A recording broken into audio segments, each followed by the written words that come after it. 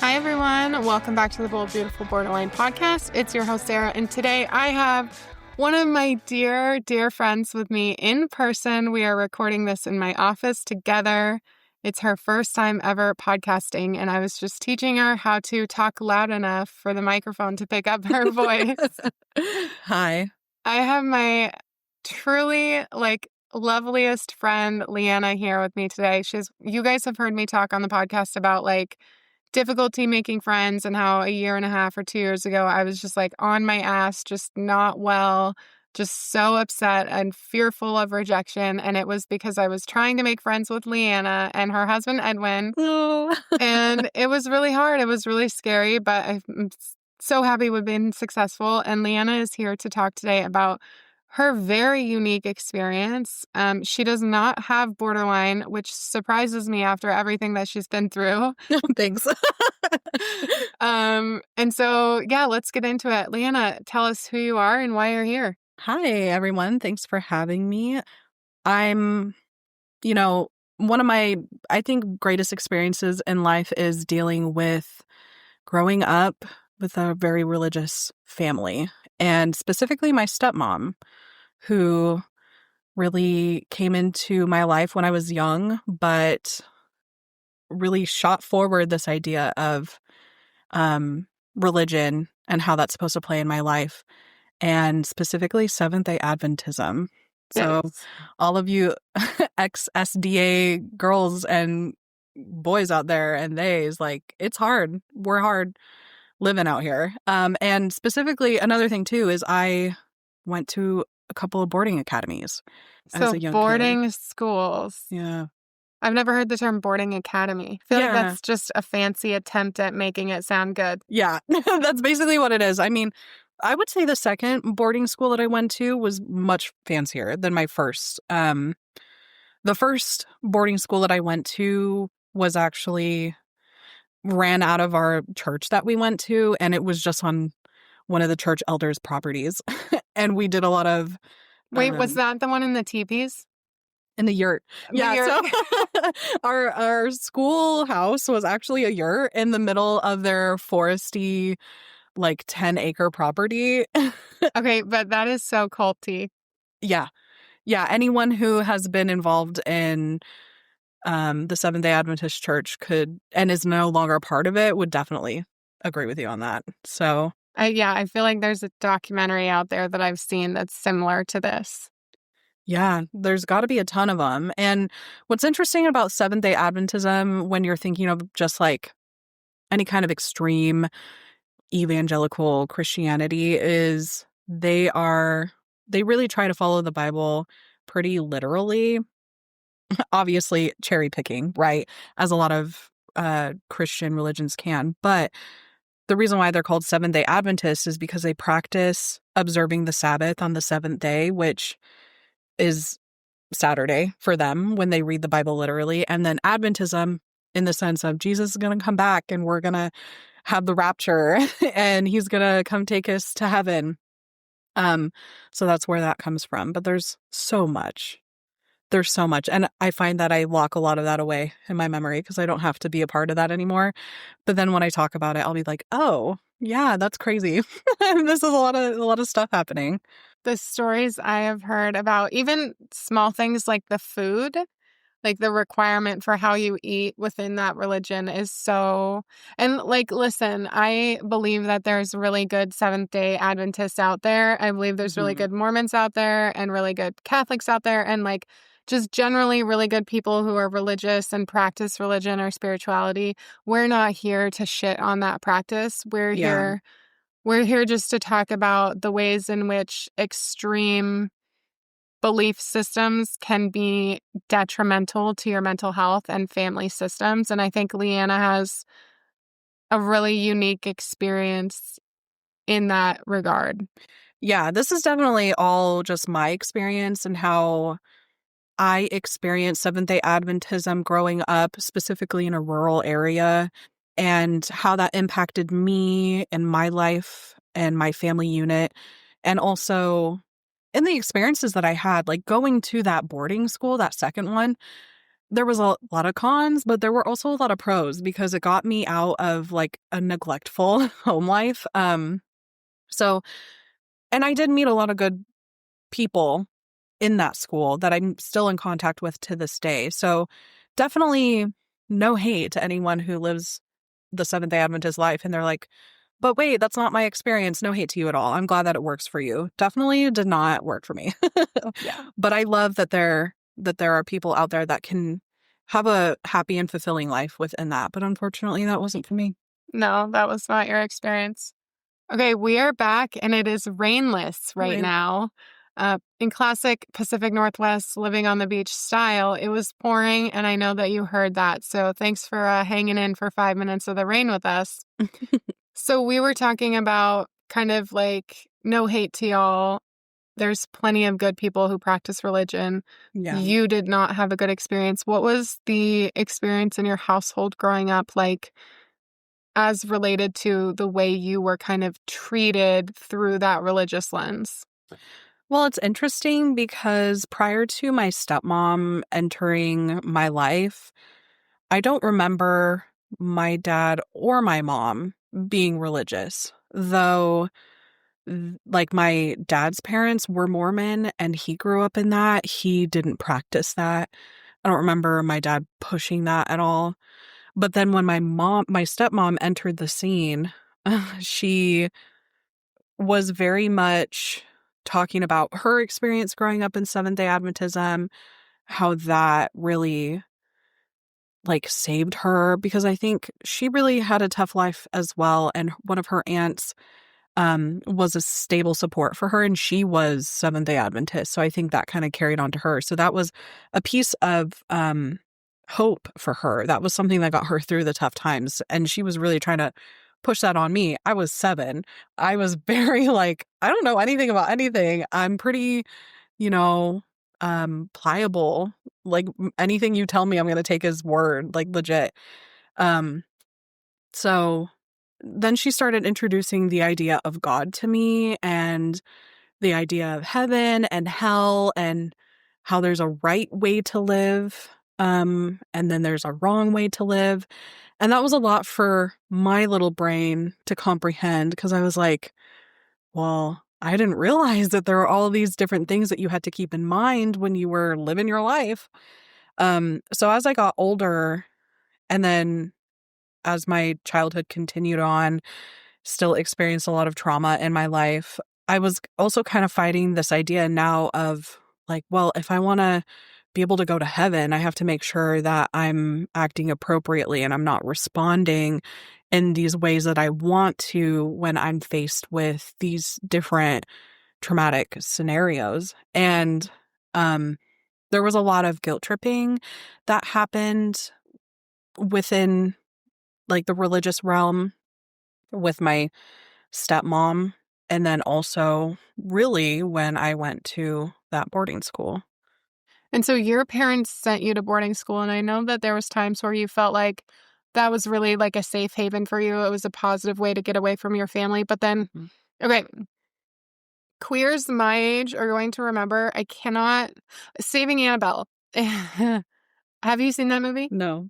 Okay, Saving Annabelle is about, it's so funny. I watched it with my first girlfriend. People have heard me talk about my softball coach, Mhm.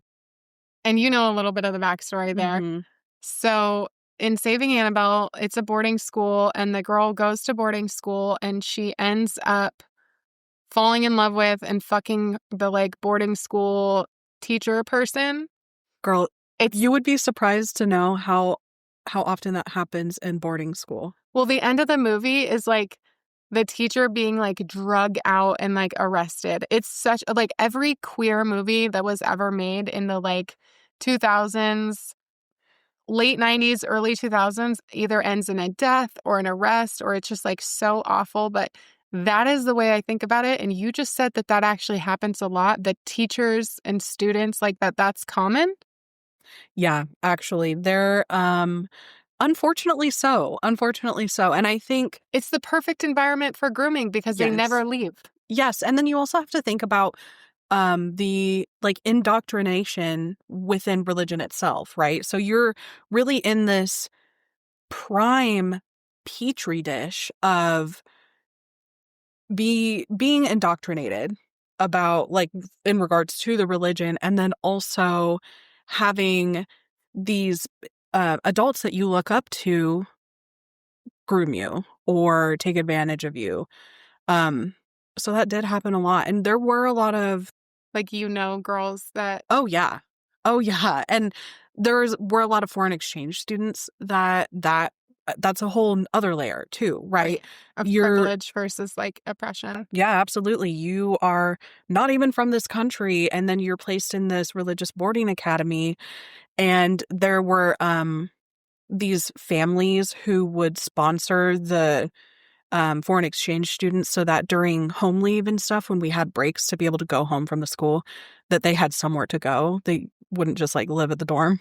So yeah, they had sponsor families, and there would be a lot of crazy stuff that would happen for the teachers. Before I actually came into the high school boarding school that I went to, I had heard coming in that the year prior there was a situation where a teacher was grooming and eventually did take advantage of a 15-year-old, and I was like, hey, yo, is this going to be my experience? And there were some other crazy ass experiences as I was there. So that's not very far off, unfortunately.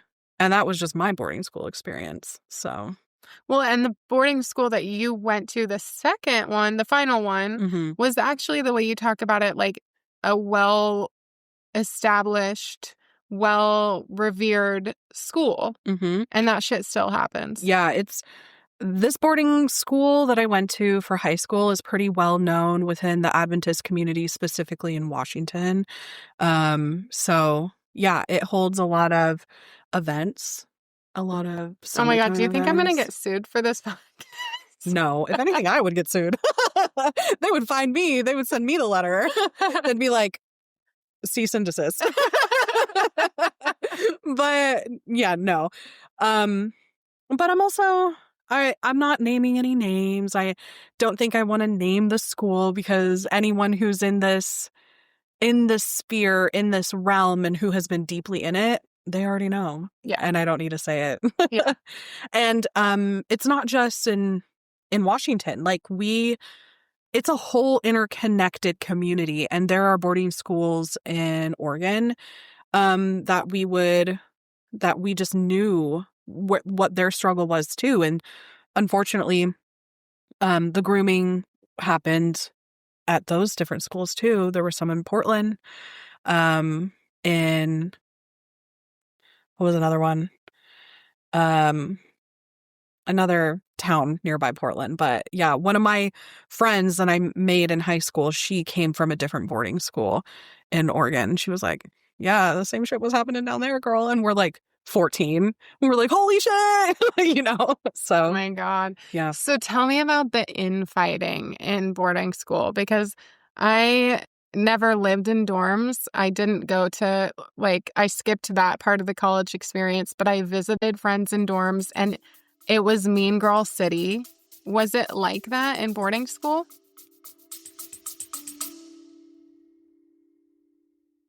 Hi, friend.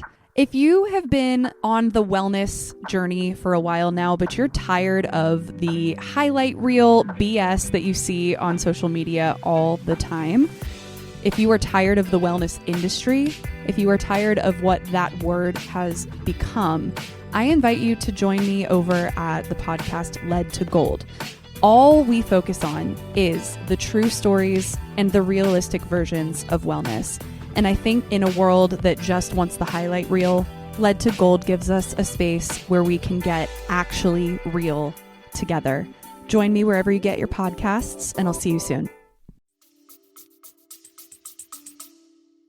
I would say that there was some of that for sure. I think whenever you're going to have young girls around each other living in that space, it's going to happen. But for the most part, the girls who were living in the dorm were girls who were either really poor. Like I was there on a sponsorship, basically, like on a scholarship.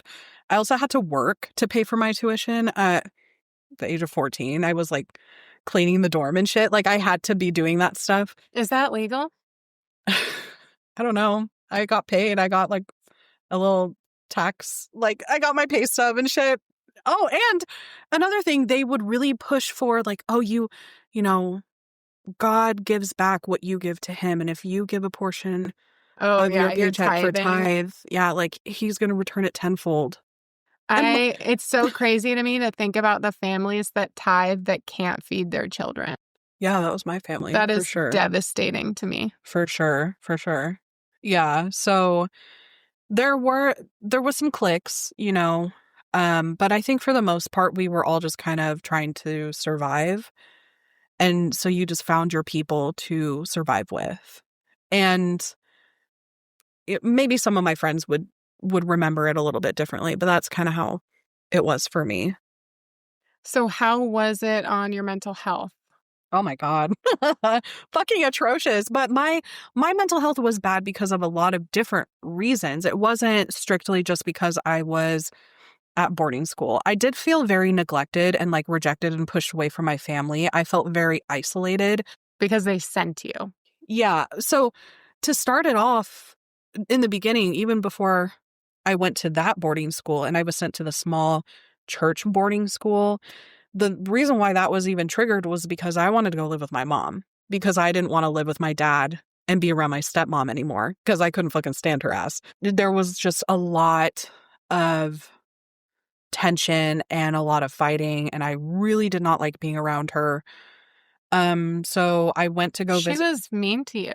Oh, yeah. Yeah, like definitely emotionally and mentally abusive.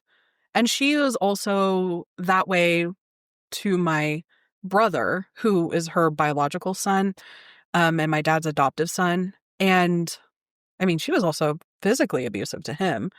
Not me though, because she knew better than to do that. But it's easier for her to get away with the emotional and mental abuse. Yeah. And my dad was gone a lot because he was working. He was the sole income in our family because my stepmom is chronically ill, so she was never working. So she was always home and always high and always drunk. So it was like the whole perfect mix. And we lived in a rural area and we struggled with housing instability and food instability. So it's like all of this constant stuff, right? And it got to a point where I went to go visit my mom in the summer, as I did every summer. And I told my mom when I was there, I want to come live with you. And this is when she was living in California because my mom moved around a lot. I was like, I can't do it at dad's anymore. I need to come live with you. And she was like, always, like, you're always welcome here, 100%. Now, my mom is not a perfect person. I love her dearly. My oldest sisters, they grew up with her, and they could tell you a lot about the trauma that they had faced with her. But in my experience, like, I was going through the trenches living with my dad. So then I came back from that trip and I told my dad, I want to live with mom. And I very clearly remember he was like, let's go for a drive. So we get in his truck, we go to the beach. And I remember instead of being parked facing the waves, he parks me facing the dunes. Like we're in the car facing the fucking dunes. And I'm like, That's such a strange part of your memory that you specifically remember that. mm-hmm. Yeah, I remember that specifically because I was like, why the fuck are you going to go to the beach and then not look at the water? And it was so uncomfortable. I felt very closed off because when I go to the beach, I'm feeling very like in awe of the sheer vastness of the ocean, right? And then you turn around and it's just like grass, just beach grass. And I'm like, okay, feeling kind of put in a corner here. And quite literally I was, because then my dad just proceeded to guilt trip me and tell me, your mom isn't who you think she is. If you move there, you're going to regret it. You're not going to, like, you're going to want to come back and you're not going to like what you walked into and you're going to miss all of your friends. Mind you, my family isolated me from any friends that I had in the area, which is a whole different story. But I'm like, now I'm terrified to live with my mom because I'm like, maybe I don't know my mom. Like, I think I know my mom. He was very much manipulating me. So at the end of that guilt trip session, he gave me the option to, you can still move with your mom if you want to, but you can also go to the small boarding school from the church that we go to get away from Denise. And that would probably be better for you. And I'm like, damn, okay. I don't even feel like I have a choice at this point, you know? So I agreed. And that was a very, very crazy year of my life. I went there for my 8th grade year. Oh my God. Talk about a terrible fucking time to be making a change like that. Yeah. Like so hormonal and just, that's just an awful time in a girl's life. Yeah. Yeah. I was 13. And I was like, really? This is what I have to do right now? This is what my life is going to be? And this boarding school, there were 8 of us, 8 kids, ranging from different grades. And it was the people who ran the school were very conservative, very evangelical Seventh-day Adventists. Like, we are vegan. We are standing by the church's health message. We are not listening to secular music. We are not watching any kind of secular media. We're not reading any secular books. I can't have my cell phone. You have to use our landline, and you got to buy the frickin' long distance cards to call. Oh my God. Yeah, like it was pretty intense. And you know, as a kid, you just kind of normalize it because that's what you have to do to survive. Yeah. But unfortunately, I didn't have a really great experience. There was one other girl who was dorming there with me. And we lived in the main house, and then there was a cabin on the property where the boys would stay. And then, like, if you went over the creek and through the woods was the frickin' yurt schoolhouse. And that's where we went to school every day. And I remember my roommate she was struggling with a lot of stuff. I was the only person that was nice to her, so she was nice to me. But towards the end of it, she was like really targeting me and becoming mean to me. But that's because her home life was shit too. Like, all of our home lives were shit. That's why we were there. And by the end of it, I was like, I can't be here anymore. I was telling my dad, I am going to McFreakin' lose it. Like, you take me back to the public school, or I'm going to live with mom. And he's like, we'll find a solution. And eventually it happened that a couple of elders from the church who really did like me, they took me in and let me live at their house during the week so that I could go home during the weekend and for the rest of the school year. And I was there for like a couple months. And you were safe there? I was safe there. I really did like them. They were really kind to me. They weren't vegetarian, so I remember being able to eat like bologna sandwiches. And I was like, this is the best thing I've ever had in my life. Like, I don't have to eat stale oats and bread for breakfast. And like, it was amazing. They were very kind to me.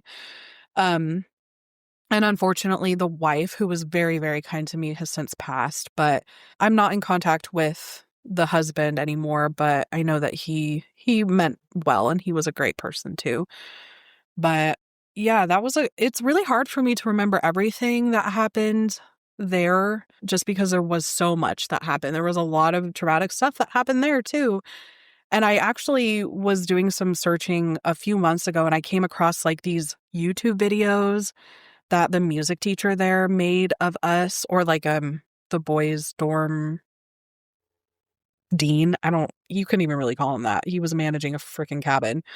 No, but he had made a video because he wanted to make it fun for us. It was like a project we were all working on. And I had found this freaking YouTube video of all of us. I'm like 13 years old in this video, and I'm like, who consented to that? Not me. That can't be legal either. We've been talking about slumlords, and it's like, that's not fucking legal. There's no way that's legal. I don't know, but they got away with it. And I can't speak to anyone else's experience, but that was a tough one for me. And I remember at the end of it, I told my dad, I'm like, I am not going back here. I'm not finishing out. I'm not doing high school here. So Right. you either, and at this point, this is when I had found out about the larger um, boarding school that was in the town, like a town further up north and not in a rural area, which is where I was at and where I lived. And I was like, I'm going here or I'm going to mom's. So what is it going to be? And they were like, we'll figure it out. We'll take you up there. We'll make sure you can make it work. I just wanted to be with my mom. Like, I wanted to Yeah. be in a different situation. And instead, my dad was like, we're going to go into a shit ton of debt so that we can send you away to this boarding school. And I'm like, fuck. The thing that really stands out to me, and again, like, Leeanna doesn't have borderline, but when you talk about that feeling of being rejected by your family and not essentially allowed to live with either side of your family, like, that feeling of rejection is so profound, and it becomes like, what's wrong with me? Why am I not good enough? Why don't they want to love me? What did I do to not be lovable?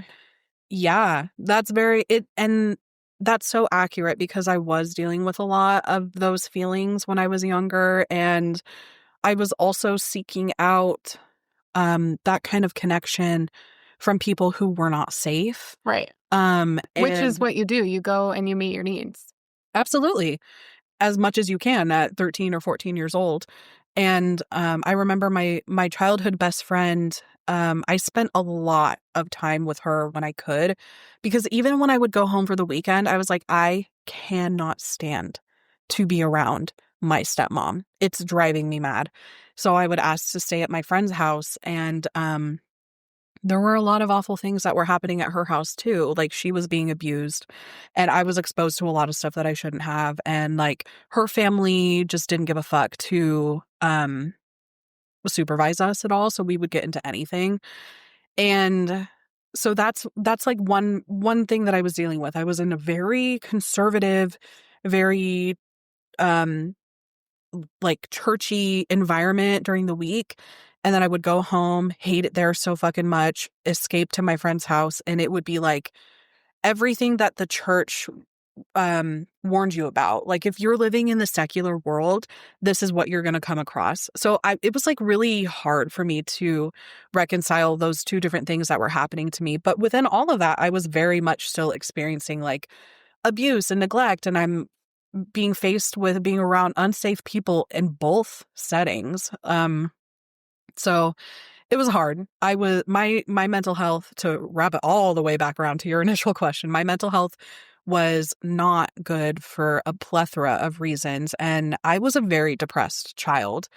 And the only one who actually recognized that was years and years down the line. I think I was maybe a sophomore, maybe a junior at this point. And my really good friend, she was from Alaska, and her mom and her had a really great relationship. And her mom would come down to visit her and like stay in the dorm with her and shit. Aw. Yeah. And she opened her heart and her home and her family to me with just wide open arms.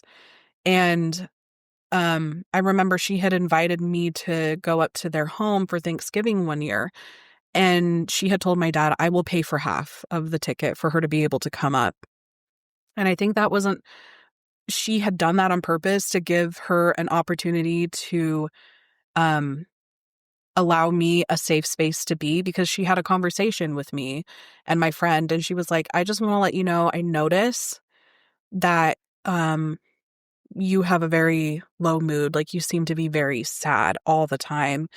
And she was the only one that reached out to me about that. Yeah. And it was only then that I was like, oh, how I'm feeling isn't normal. You mean I can do, like, things can be different? So I really appreciate her and credit her for kind of being the one adult to notice that I was really struggling with my mental health, first of all, and then triggering the want in me to feel better. So then from then on, I really tried to stabilize my mental health, and it was not easy. And I did actually not do a good job about it, because I think at that point, when I really tried to do it on my own, I was 17. And my dad didn't help me with anything. So I'm like navigating insurance by myself. I'm navigating um finding a therapist by myself. I'm navigating also trying to figure out where I want to go to college and like regular high school shit. So, yeah, it was really hard. It was really, really hard. But I did have a couple of other adults after that that ended up being safe adults for me. So that was nice. But So where was your mom in all of this? Was she aware that you were struggling as much as you were? I don't think so because when I did not talk to my mom as frequently as I do now. Like my mom and I have a much better relationship now as an adult than I did when I was a teenager or when I was a kid. And the reason why my mom was not in my life a lot when I was younger was because my dad did that by design. And that's not something that I knew about until I was older and until my mom became really sick with cancer and I went down to go take care of her. And I was like, this is my one shot to get all of these questions answered because I really thought my mom was going to die. I was like, Mom, we need to have some conversations. And that's when I found out that, you know, my mom's relationship with my dad was not a healthy one. He was really manipulative. Go fucking figure. And he was really abusive. And he threatened her basically and was like, I'm moving to Oregon because I found a woman online that I want to live with and we're dating now. And I'm taking the girls with me and I want full custody. And if you fight me on it, I'm going to take everything from you because my dad had a stable job and my mom didn't. And my mom told me, she was like, I was afraid that I was never going to be able to see you guys again. So I let him take you guys because he had really, really honed in that he was going to take everything from me and I was not going to have any right to you guys. And I think it just kind of stayed like that for a long time because we were so far detached. And when I do think about it, I do remember my mom coming by and she would drive all the way from like Nevada, she lived at that time, to Washington to see me and my sisters. And then at one point, Oregon. So she definitely did try. But as a kid, you just can't, you don't understand all of that. No. So as I got older and I would talk to my mom, I was a very angsty teenager, obviously, because I was severely depressed. And my mom just really couldn't reach me. She didn't know what was going on with me. And as I got older, I would talk to my mom and I'd be like, why? Like, what happened here? I wanted so badly to live with you. And she was like, your dad told me that you had changed your mind. Hmm. And I was like, no, he guilt tripped me. And she was like, I fucking knew it. I fucking knew it. Yeah. And I don't think my dad noticed, first of all, my mental state and how bad I was struggling because my dad was very neglectful and he didn't care to update my mom on that. So yeah, when I think back on my childhood, I'm like, damn, I was really isolated doing that shit on my own. And I was also very isolated from my sisters who are much older than me. So then what did you do like after you were done with the boarding schools? Um, so after high school, I guess during my senior year, I was really determined to figure out how I was going to get away from my dad and my stepmom. I was like, I'm finally going to be old enough to make this decision on my own to where my dad can't influence me. So, um, I did get a couple of scholarships to a few different Adventist universities, and I didn't care that this one wasn't the highest like paying scholarship. I was like, I need to get out of here. I need to get out of the state. So I decided to go to a university in California. And that I didn't care that it was going to be expensive. I didn't care that I didn't have family there. I just wanted to get away. And you didn't stay in California for very long. No. So this part of this transition, when it comes to my life and also my belief in religion. Oh, and that's another aspect too. In my senior year, I decided to get baptized, which was, I don't know what I was searching for in that moment. I think I was searching for belief and acceptance. I was searching for stability. And there was a teacher at my high school that I felt very close to. And I was doing Bible studies with him in preparation for baptism. And it just kind of felt like this was what I needed to do in order to be saved, because it was taught that to enter heaven, you have to be baptized. And I was like, I'm not baptized in any way, shape, or form, not even like in a Mormon way, like the rest of my family is. So I was like, I need to figure this out. And then I was dealing with that in relation to also dealing with feelings of coming into my queerness, or like starting to understand that I wasn't straight, and which I had always struggled with, but it's even more so like, oh my God, these impure thoughts of me finding women attractive, that's going to get me to hell, and I have to do something about it. So, I was really grappling with that, and I thought that my way to saving my ass basically was to get baptized. And so I did that my senior year of high school, and that was kind of a big thing.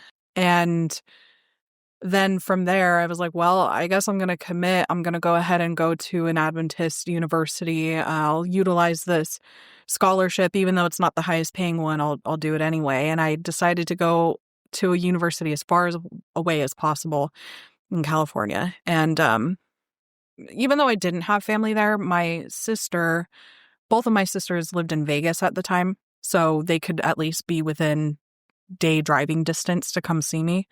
So that made me feel a little bit more comfortable, but I was like, I don't give a fuck. I need to get away from my dad and my stepmom.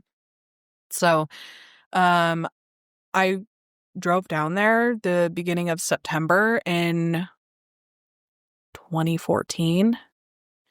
And then by December of that same year, I had come to the conclusion that I didn't believe in God, actually, and I didn't want to stay at a religious academy or a religious college. And then that's when I had transferred. I decided to move, and I went to go live with my sister in Vegas, and I transferred to UNLV. Which is where some of the sister wives' children went to college. Yeah, I actually, one of the, I forgot her name. Gwendolyn, she was like a classmate of mine. I didn't know her personally, but I had a friend who was in the same sorority as her, and they were friends. And so we were like not in the same social circles, but we were like, we would see each other, you know? You weren't on the show. No, I was not. I was not on the show. She was very chill, though. She was very laid back. She was very chill. She's queer. Mm-hmm. Yeah. And autistic. Yeah. Lots of autistic people. Lots of autistic people out there, and in our personal circle, too. In our personal circle, for sure. Yeah, so I think, and that was so funny. That was such a funny time in my life, because I had announced on Facebook, as one does as a young person in the early 2010s, that I was moving to Vegas. And I remember I was still friends on Facebook with a church elder from my original church. And he had made a comment on my post saying, like, you have to be careful in the city of sin. Like, the devil is going to work even harder to get you to be of the world, yada, yada, yada. And I was like, he already got my ass. Like, you're too late, my guy. You're too late. Which, funny enough, I'm actually still friends with him on Facebook. He just doesn't comment on any of my shit anymore. Oh my God. But yeah, I still continue to do a lot of work in deconstructing from the religious thought and patterns of how I was raised and what I was brought up into, well into living in Vegas and going to a worldly secular school. Man, it did me well. I feel like I'm in a much better mental space now as an adult, and I can look back on myself with a lot of, what is it called? Grace. Yeah, and just being kind to myself and my past self, for sure. So, yeah. You've been on quite the journey. And then you met Edwin, your husband, when you were like 19 or 20, and y'all are still together, which is like the most wild thing to me, is that you've been together not as long as you have been, because like that's couples do that, but that you've been together as long as you have been through those like core developmental years, like that's very abnormal It's to probably have. the most Adventist thing I've done. Well, and like your relationship is very well adjusted. So like, tell us about how you believe healthy relationships happen. Like, what do they look like? Especially as someone who wasn't raised around healthy relationships, how did you end up in such a healthy, loving, safe relationship and marriage? That's a really good question. And I think it really just boils down to a few things. One, me being willing to be vulnerable and communicate my needs. Because when I had met Edwin, right before him, I was fucking around with a lot of different people. So As one does. as one does, but my dynamic with them felt much different than my dynamic with him. Even when I had first met him, I was like, I, first of all, like him and his personality, just like as a person. Though he is attractive, I also just like him as a person. I don't feel like I'm fighting for him to also like me as a person. The dynamic was just automatically different in that way. As Taylor Swift says, all the perfect couples say, when you know, you know. Yeah, no, low key, when you know, you know. And even if you're 19 and he's 20, was he 20? No, he was 19 as well at that time when we had met. No, he was 20. Anyway, I digress. Our relationship was just continually built on open communication, and also his demeanor is very much not toxic masculinity. Like, he's not that kind of person. He's a very low-key kind of guy. He's very genuine and he hears people out. So yeah, there were some tricky moments in the beginning of our relationship when it comes to me feeling scared. Like, this is a very vulnerable thing that I'm opening up about. But the first time that him and I had sex, I had cried because I was like, you're going to leave me. Like, you got the thing that you wanted and now you're going to leave me. And Edwin did tell me later on, he was like, I'm not going to lie to you. That scared the shit out of me. I wanted to leave you. He did. And he's like, but I made the choice to move forward because I knew that, one, if I did, I would just be reinforcing your fear, right? But he's like, but I still genuinely really liked you, and that didn't define, our relationship. Like, your fears didn't define how we could move forward together. And I was like, thanks for not leaving my insecure ass.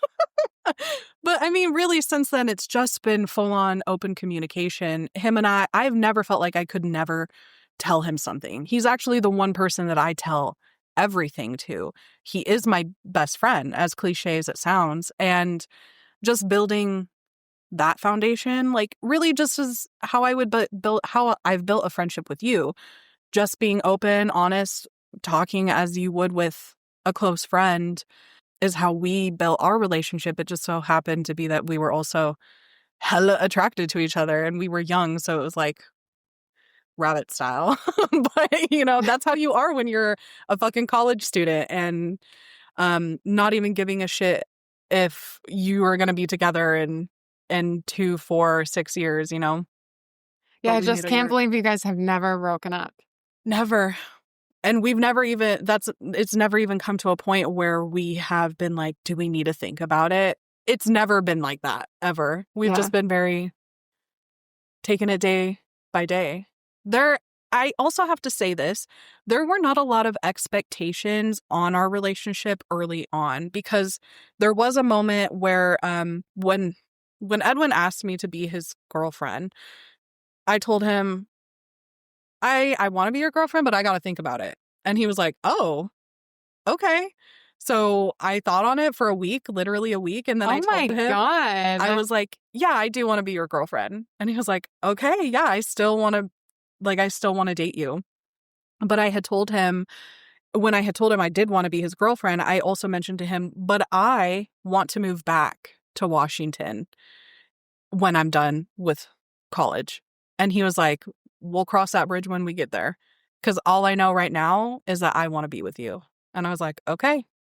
So So you guys always had the possibility of like this looming date where maybe you weren't going to stay together if he didn't want to go. yeah, but it was more of, is that something we're going to focus on right now and we're going to let kind of ruin our connection right now? And I think also deep down inside, I knew that I would rather spend more time with him in Las Vegas than cut it short just to move right back to Washington after I graduated college. And that's exactly what happened. I lived there for another 5 fucking years in hot ass Las Vegas before we moved back to Vegas or to Washington. Um, but that's a whole other, different adventure. But things have gone very great for us here too. But that, again, was done in partnership. That I think we had continued to build our relationship as a genuine partnership. It wasn't just like, I'm doing my thing, he's doing his. We very much started moving in unison from the very beginning. So, Yeah, as someone watching your guys' relationship, it's definitely like a relationship to look to as not an idealistic perspective, but just I look at you guys and have so much respect for your marriage and your love. no. It's like such a it's a beautiful relationship to witness. I can tell that like there's just a sincerity there that I No. think is hard to, I mean, you didn't grow up seeing that. I don't know that I grew up seeing it in many relationships around me either. So like, I think we're so lucky as adults to be able to form the relationships that we didn't have watching, Yeah. that we didn't watch growing up. Yeah. And thank you for that. I really appreciate that. And I was going to say the exact same thing with you and Talon. It's really such a blessing, Adventist style. No, but really it's such a blessing to see another adult couple just genuinely love and respect each other so much and work together in the life goal of just trying to make it, I really do love seeing your guys' love too. It's fantastic. And it's also something that Edwin and I talk about, and how we're like, oh, it's so nice to have another couple friend that are secure in each other. It's really nice to have that, because we still love our friends regardless of the relationship struggles that they're going through. Sometimes it's just nice to have another low-key couple friend. Well, not to use like borderline language because this term has been really demonized against people with BPD, but like there's no walking on eggshells around the relationship that you're around, where it's like, if I know Leeanna is like crazy struggling with Edwin, then I feel like I have to walk on eggshells around Edwin and vice versa. Like there's none of that happening. Yeah, absolutely not. Like I feel very secure in my friendship with both you and Talon.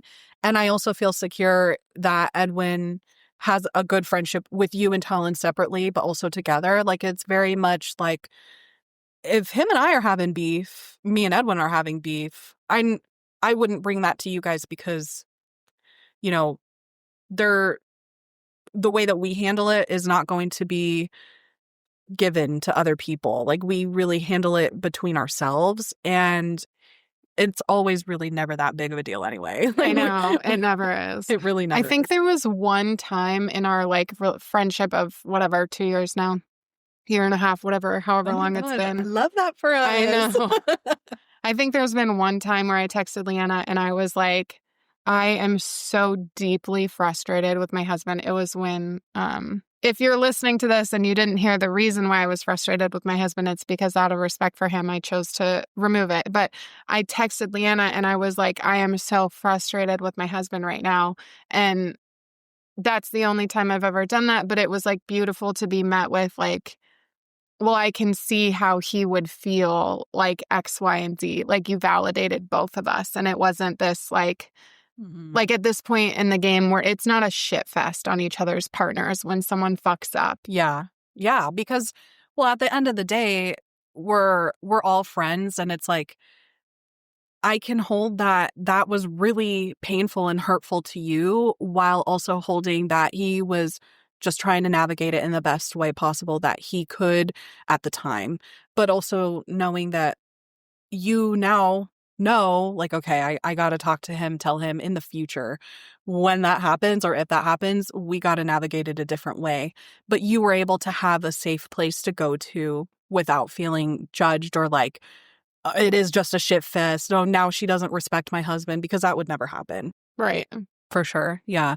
Yeah. And I appreciate that you feel comfortable coming to me about that, because there's not a lot that you guys could do that would make me lose respect and love for you. And truly, even, we are all human. We're going to have our own personal beef with the people that we love and that are the closest to us, because the people that are the closest to us and that we spend the most time with are the ones that know how to push our buttons. Yeah. So obviously, you are going to have conflict with them at times, but the people that do matter the most are also going to be able to resolve that and move forward.